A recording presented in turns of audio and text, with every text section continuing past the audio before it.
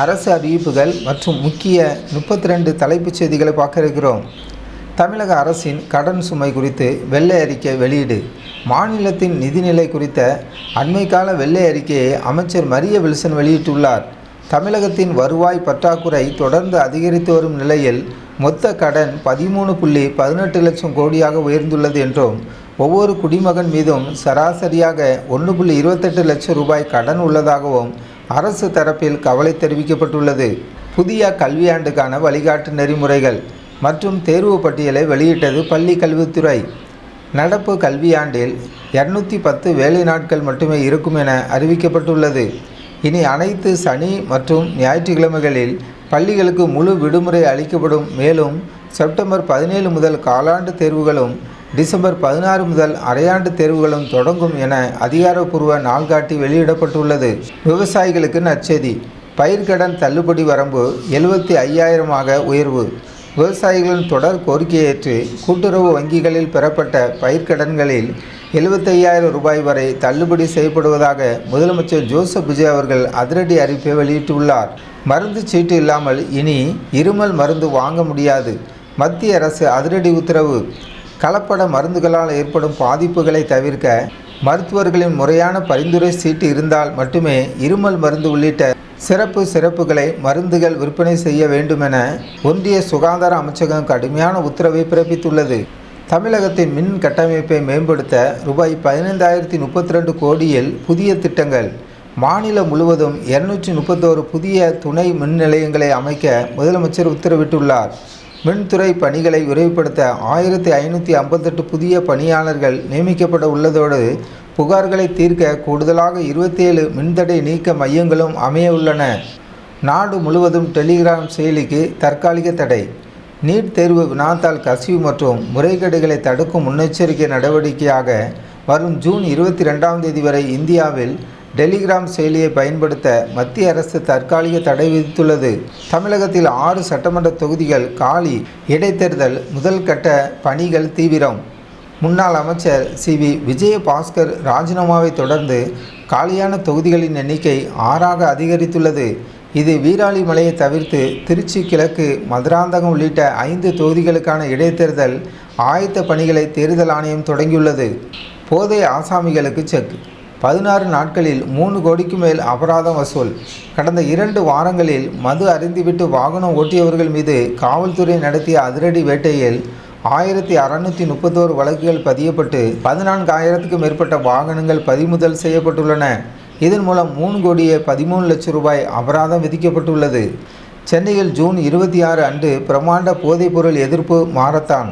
சர்வதேச போதைப்பொருள் எதிர்ப்பு நாளை முன்னிட்டு மெரினா காமராஜர் சாலையில் தொடங்கி தீவுத்திடல் வரை 6 கிலோமீட்டர் தூர மாரத்தான் ஓட்டம் நடைபெறவுள்ளது. இதில் பங்கேற்க விரும்புவோர் ஜூன் 22க்குள் ஆன்லைனில் பதிவு செய்ய அறிவுறுத்தப்பட்டுள்ளது. தமிழ்நாடு திறந்தநிலை பல்கலைக்கழகத்தில் மாணவர் சேர்க்கை தொடக்கம். நடப்பு கல்வியாண்டிற்கான 15 இளங்கலை, 14 முதுகலை மற்றும் 48 பட்டய படிப்புகளுக்கான ஆன்லைன் விண்ணப்ப விநியோகம் தொடங்கியுள்ளது. விருப்பமுள்ள மாணவர்கள் பல்கலைக்கழக அதிகாரப்பூர்வ இணையதளம் வழியாக விண்ணப்பிக்கலாம். மின் கட்டண உயர்வு. இது குறித்து முதலமைச்சர் இறுதி முடிவெடுப்பார். அமைச்சர் நிர்மல்குமார் தகவல்.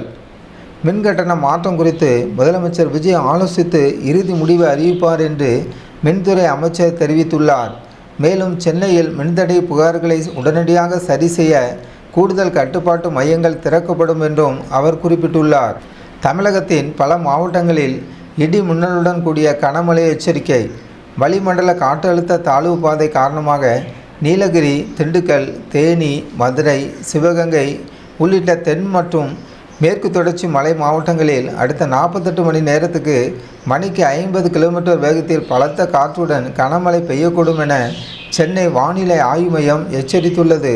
10ஆம் வகுப்பு விடைத்தாள் நகல் மற்றும் மறு மதிப்பீட்டிற்கு இன்று முதல் விண்ணப்பிக்கலாம்.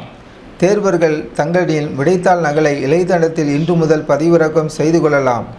மறு பதிப்பீட்டிற்கு விண்ணப்பிக்க விரும்புவோர் ஜூன் 23க்குள் உரிய கட்டணத்துடன் விண்ணப்பிக்க அரசு தேர்வு இயக்கம் அறிவித்துள்ளது. ஐஐடி மற்றும் கால்நடை மருத்துவ படிப்புக்கான சேர்க்கை கால அவகாச நீடிப்பு.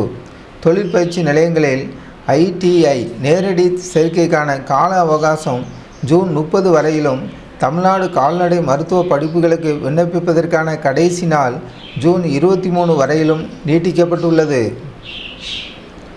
கல்லூரி பேராசிரியர்களுக்கான பொது இடமாறுதல் கலந்தாய்வுக்கு அரசாணை வெளியீடு.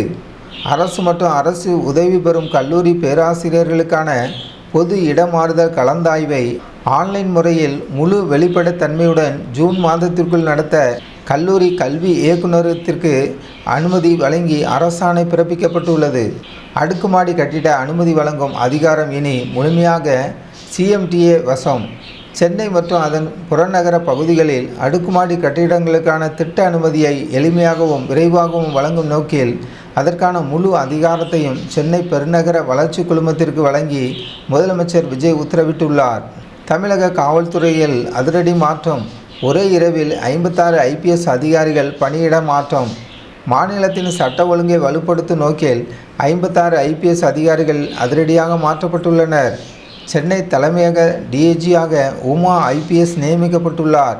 மேலும் திண்டுக்கல், கடலூர், விழுப்புரம் உள்ளிட்ட மாவட்டங்களுக்கு புதிய SPக்கள் பொறுப்பேற்றுள்ளனர். தாம்பரம் திருவனந்தபுரம் அம்ரித் பாரத் எக்ஸ்பிரஸ் ரயில் நேரங்கள் மாற்றம். பராமரிப்பு பணிகள் காரணமாக தாம்பரத்திலிருந்து புறப்படும் அம்ரித் பாரத் எக்ஸ்பிரஸ் ரயிலின் இயக்க நேரத்தில் சிறிய மாற்றம் செய்யப்பட்டுள்ளது. ஆகஸ்ட் 19 முதல் இந்த ரயில் வள்ளியூர் மற்றும் நாகர்கோவில் நிலையங்களிலிருந்து வழக்கமான நேரத்தை விட சில நிமிடங்கள் முன்னதாகவே புறப்படும் என தெற்கு ரயில்வே அறிவித்துள்ளது. இத்துடன் இந்த செய்தி நிறைவடைந்தது. மேலும் பல முக்கிய செய்திகளுடன் உடனுக்குடன் தெரிந்து கொள்ள நமது மரியா நோவா நியூஸ் சேனலை சப்ஸ்கிரைப் செய்யுங்கள். நன்றி, வணக்கம்.